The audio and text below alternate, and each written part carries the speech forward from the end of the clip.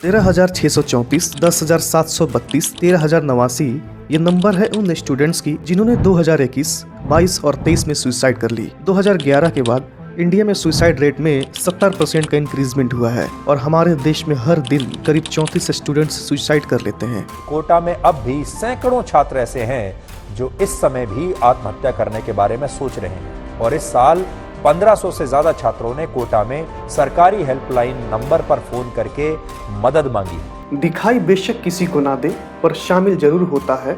हर खुदकुशी करने वाले के कारण के पीछे कोई ना कोई कातिल जरूर होता है और हमारे देश में इतने ज्यादा स्टूडेंट्स के सुसाइड के लिए जिम्मेवार है हमारा एजुकेशन सिस्टम। हमारे देश के एजुकेशन सिस्टम में दो चीज मिसिंग है, एक एजुकेशन और दूसरा सिस्टम। लेकिन आखिर रीजन क्या है जिसकी वजह से हमारे देश में इतने स्टूडेंट्स हर साल सुसाइड कर लेते हैं? इसी इम्पोर्टेंट टॉपिक पर हम लोग बात करेंगे आज के वीडियो में। जब हताशा काबू से बाहर हो गई तो उसने एक कागज पर सॉरी पापा लिखकर सबको अलविदा कह दिया।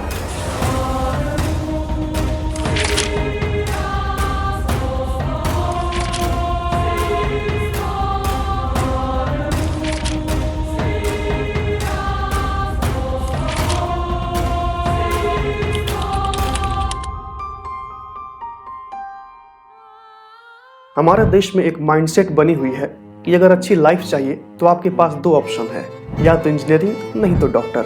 लेकिन ये बेहद खराब स्टेप होता है। क्यों?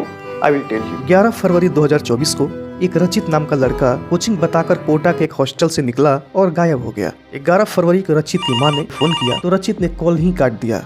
शाम को रचित की मां ने जब फोन मिलाया तो फोन स्विच ऑफ आ रहा था। बार बार ट्राई करने के बाद भी बात नहीं हो पा रही थी, जिसकी वजह से घर वाले घबराकर कोटा पहुंच गए। हॉस्टल पहुंचने पर पता चला कि 11 फरवरी के दोपहर से रचित वापस ही नहीं आया है। कोचिंग वाले भी बताए कि वो कोचिंग भी नहीं आया था। तो फिर रचित के रूम का दरवाजा तोड़ा गया तो खून से सना एक नोट मिला जिस पर लिखा था trying to go forest Garhdiya Mahadev temple. Garhdiya Mahadev temple की तरफ पुलिस के द्वारा इन्वेस्टिगेशन स्टार्ट किया गया। 8 दिन के कंटिन्यूअस इन्वेस्टिगेशन के बाद रचित नहीं मिला तो उसका डेड बॉडी। क्या हुआ था जिसकी वजह से रचित ने अपनी जान ले ली थी? उसके रूम पर मौजूद कुछ नोट्स मिले थे जिसमें उसने ये लिख रखा था कि उसका पढ़ने में मन नहीं लगता है। अब सवाल ये कि रचित के मौत का जिम्मेदार कौन है?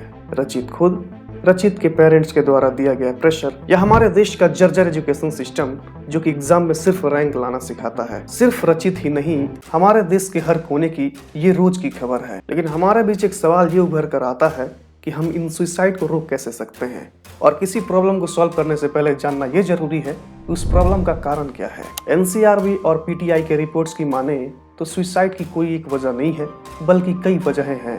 एक एक करके सारे रीजंस को समझते हैं। सबसे पहला और अहम रीजन है पेरेंट्स का अपने बच्चों के एजुकेशन को लेकर approach. Most of the parents अपने बच्चों को बोलते हैं कि there is no turning back, यानी अब तुम्हें पीछे नहीं मुड़ना है। तुम तैयारी करने जा रहे हो तो वहाँ से सक्सेसफुल होकर ही वापस लौटना। वो लोग अपने बच्चे को इंसिस्ट करते हैं कि वो लोग कंटिन्यूअसली प्रिपरेशन करते रहें। वो लोग मानने के लिए तैयार ही नहीं है कि उनके बच्चे की मेंटल हेल्थ भी खराब हो सकती है। कोटा के एएसपी चंद्रशील कहते हैं कि जब वो एक डिप्रेस्ड स्टूडेंट के फादर को कॉल करके बताएं तो उनका रिएक्शन काफी शॉकिंग था। उस स्टूडेंट के फादर ने ये कहा कि ये तो दूसरों को डिप्रेस्ड कर दे, ये खुद डिप्रेस्ड कैसे हो सकता है? यानी वो मानने को तैयार ही नहीं थे कि उनके बेटे को मेंटल हेल्थ इश्यू हो सकता है। इस पॉइंट को याद रखिएगा, जिक्र आगे भी आएगा इसका। दूसरा पॉइंट है एकेडमिक प्रेशर। हम एक ऐसे देश की बात कर रहे हैं जहाँ का education system always academic driven रहा है, जहाँ स्टूडेंट्स पर हमेशा ये प्रेशर रहता है कि अगर लाइफ में कुछ अच्छा करना है तो तुम्हारे मार्क्स 90% से ज्यादा होने चाहिए। अभी जुलाई 2022 में तमिलनाडु से एक खबर आई थी कि एक क्लास 12th की लड़की ने सुसाइड कर लिया और नोट में उसने जिम्मेदार ठहराया अपने स्कूल के 2 टीचर्स को और इल्जाम ये लगाया उसके टीचर्स उसको ह्यूमिलिएट करते थे। तीसरा रीजन जिसके वजह से यंग इंडियंस अपनी जान ले रहे हैं वो है करियर अनसर्टेनिटी। कई स्टूडेंट्स को करियर के शुरुआत में अच्छी गाइडेंस नहीं मिलती है, जिसकी वजह से उनके माइंड में क्लैरिटी ही नहीं रहती है और जो एक्सपेक्टेशन लेकर वो मार्केट में उतरते हैं वो फुलफिल नहीं हो पाता है और उसके वजह से इनको कई चैलेंजेस फेस करना पड़ता है, जैसे unemployment, under employment, low wages और जॉब मार्केटिंग में एक्सप्लॉयटेशन। वो लोग फ्रस्ट्रेट हो जाते हैं और उनके हाथ लगता है डिसअपॉइंटमेंट। फिर उन्हें ये एहसास होता है कि उनके स्किल्स की तो कदर ही नहीं है और वो अंत में डिप्रेस्ड होकर इतना बुरा कदम उठा लेते हैं। चौथा और काफी इम्पोर्टेंट रीजन है सोशल स्टिग्मा। सोशल स्टिग्मा मतलब किसी व्यक्ति के बारे में निगेटिव परसेप्शन बिल्ड करना, किसी व्यक्ति या सोसाइटी के द्वारा डिस्क्रिमिनेशन करना based on mental health, caste, skin colour और all other kinds of discrimination. 31 March 2023 को एक 31 साल के आईआईटी मद्रास से पीएचडी स्कॉलर सचिन कुमार जैन ने सुसाइड कर लिया और उसका रीजन बताया कि उनके professor Ashish Kumar Sen caste discrimination करते थे और उनके ऊपर भद्दा कमेंट्स करते थे और अपनी जान लेने से पहले उन्होंने एक व्हाट्सएप स्टेटस भी लगाया जिसमें उन्होंने लिखा था I am sorry not good enough. Fifth reason है फाइनेंशियल स्ट्रेन। जितने भी लोग घर से बाहर दूसरे शहरों में एग्जाम की तैयारी के लिए जाते हैं उनको अच्छे से पता होगा कि इकोनॉमिक चैलेंजेस बहुत सारे आते हैं। कुछ लोग मैनेज कर लेते हैं, वहीं कुछ लोग मैनेज नहीं कर पाते हैं। ये तो वो रीजंस थे जो हम में से मोस्टली लोग जानते हैं, लेकिन एक और हिडन रीजन है जो हम में से बहुत कम लोग ही जानते हैं और वो है टेक्नोलॉजी।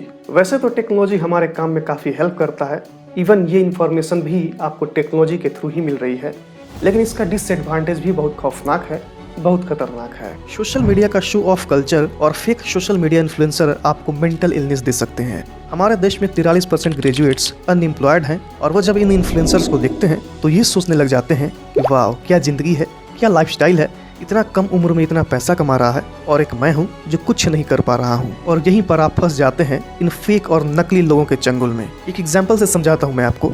यूके के एक कपल एशली सिंह और सोफी ब्रुया ने 2.5 करोड़ से ज्यादा की चोरी की थी अपने लविश लाइफस्टाइल को सोशल मीडिया पर शो करने के लिए। A glamorous couple stole bank cards from gym locker rooms to fund their extravagant and lavish lifestyle. ये तो एक केस है। जितने भी सोशल मीडिया इन्फ्लुएंसर हैं जो अपने लविश लाइफस्टाइल को शो कर रहे हैं उनमें से ज्यादातर झूठे हैं, वो आपको बेवकूफ़ बना रहे हैं। मैंने आपको रीजन सेक्शन के शुरू में एक पॉइंट बताया था कि पेरेंट्स अपने बच्चों को ये कहते हैं कि there is no looking back, और जब एएसपी चंद्रशील उस लड़के के फादर से बात करवाए तो उन्होंने कहा कि ये तो दूसरों को डिप्रेस्ड कर देगा, ये खुद कैसे डिप्रेस्ड हो सकता है। आगे जब एएसपी चंद्रशील ये कहते हैं कि आप अपने बच्चे को थोड़े दिन के लिए घर ले जाइए ताकि वो फ्रेश फील करे, लेकिन इस लड़के के फादर बहाना बनाने लगते हैं कि बहुत बिजी हूँ, ट्रेन नहीं मिलेगी, फिर फाइनेंसेस को लेकर बहाना बनाने लगे। फिर अंत में एएसपी साहब ने कहा कि अगर तुम नहीं आओगे तो मुझे एफआईआर करनी पड़ेगी। तब वो व्यक्ति आए और अपने बेटे को घर लेकर गए। एएसपी चंद्रशील बताते हैं कि इस इंसिडेंट ने उनको सोचने पर मजबूर कर दिया कि ये इंसान जब पुलिस की बात नहीं मान रहा है तो जाहिर तौर पर अपने बच्चे की बात भी नहीं सुनता होगा और उसको डांट कर चुप करा देता होगा। अब सवाल ये कि इंडियन पेरेंट्स विश्वास क्यों नहीं कर पा रहे हैं कि उनके बेटे को मेंटल प्रॉब्लम हो सकती है। इसका रीजन है lack of awareness about mental health. हमारे देश में मेंटल हेल्थ की कोई वैल्यू ही नहीं है। लोग ये मानते हैं कि हमारे पेट में प्रॉब्लम आ सकता है, किडनी खराब हो सकती है, लेकिन दिमाग कभी भी खराब नहीं हो सकता।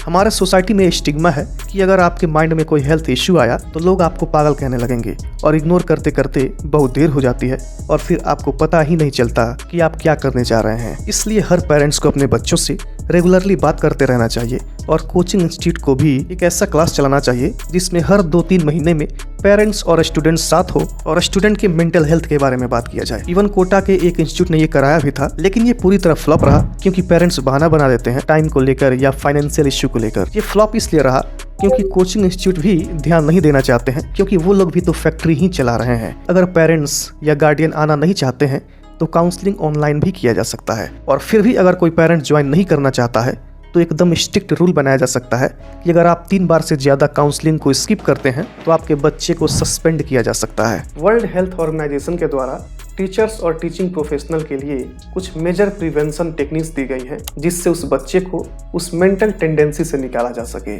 सबसे पहले तो आप जो भी हो, टीचर्स, गार्डियन या फ्रेंड्स, आपको उस इंसान की हर बातों को सुनना है बिना जजमेंटल हुए।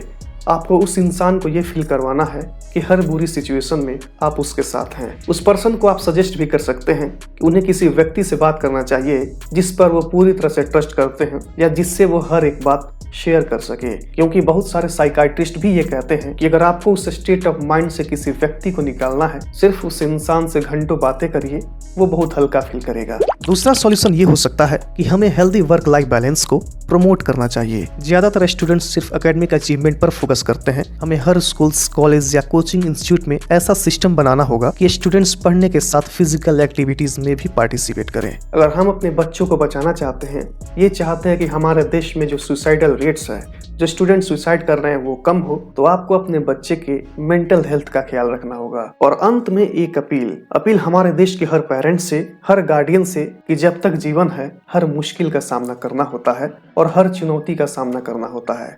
अगर आपका बच्चा किसी तकलीफ में है या उसे लगता है कि उससे अब नहीं होगा, वो टूट गया है, तो कृपया आप उससे मिलें, उसकी बातें सुने और उसे समझाएं कि जीवन में हर कदम पर नई राह होती है। उसे समझाएं कि जीवन का मकसद सिर्फ एक ही चीज नहीं होता, बल्कि उसे अपने इंटरेस्ट के अनुसार अपने एम को, अपने लक्ष्य को चुनने का अधिकार है। साथ ही उसे ये भी बताएं कि उसकी लाइफ सिर्फ इसलिए नहीं बनी है कि अगर पढ़ाई नहीं कर पाया तो जीवन में अनसक्सेसफुल रह जाएगा। क्योंकि अगर आप अपने आसपास ही देखेंगे तो बहुत सारे ऐसे लोग हैं जो काफी ऊंचाइयों को छू चुके हैं, जबकि वो पढ़े लिखे नहीं हैं। और इसके बेस्ट एग्जाम्पल है विराट कोहली। अगर उसे ऐसा लगता है कि उसने हार मान ली है तो उसे समझाएं कि हार एक बड़ा शिक्षादाता हो सकता है, लेकिन ये जिंदगी को समाप्त नहीं करता। कोई एक छोटा सा एग्जाम उससे नहीं निकलता है तो आप उसको ये समझाएं कि आप किसी और बड़ी चीज के लिए बने हैं। एट द एंड मैं आपसे यही कहूंगा, सुखी रहिए, सुरक्षित रहिए और इधर आइए, सब्सक्राइब जरूर करते जाइएगा।